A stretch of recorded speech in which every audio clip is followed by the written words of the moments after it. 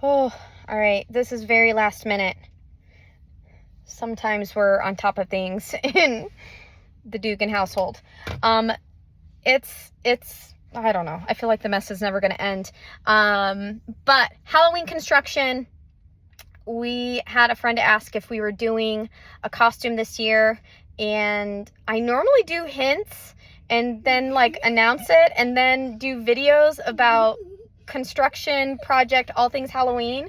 Very last minute decision. I think Brendan was feeling a little bit of, not necessarily FOMO, because we weren't planning on doing any adaptation surrounding Kaylin's wheelchair. We did talk for a minute of like throwing something together and maybe taking the Huckleberry out this weekend, because we've got some trunk or treat events. But I, like a crazy woman, signed up pretty last minute, beginning of the week, because there were so many spots open for our schools, Wesley's elementary school's trunk or treat. And now not only are we going to show a little bit of content of what we're building for our Teenage Mutant Ninja, finally doing this theme.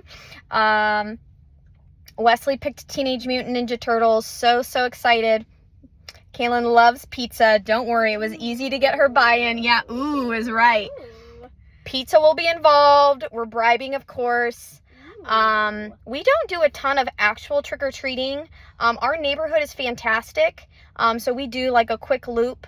Wes will probably go out with some friends, but Kaylin will have an early night of lots of pizza. But we're going to share some of the ways that I'm going to make it a little bit more inclusive. I guess I'm fairly involved. I know the women that are on the PTA at school. Every once in a while I get looped into an event. I have not committed to being, I guess, an official PTA member. Either way, we're doing a trunk or treat. We will share how we're going to make it a little bit more inclusive, and also just share our costumes. So we prioritize comfort, of course, for Kaylin, warmth because we're in Colorado and we've had a lot of snowy Halloweens. But yeah, I mean, also we do love pizza, and Wesley is convinced that he could just move to New York and live in the sewers. So I'm here for that as well. I won't have to leave him as much money because he wants to grow up and live in the sewers of New York and fight crime. And I'm here for that. We need more of that. We need more Ninja Turtles fighting the cause. And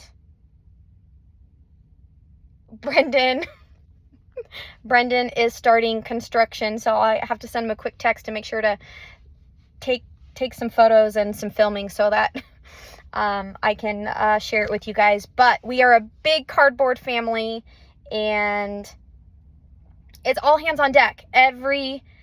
Each of our kids helps out in some way with the theme of the costume. And trust me, it would be easier if we just built it while they were at school.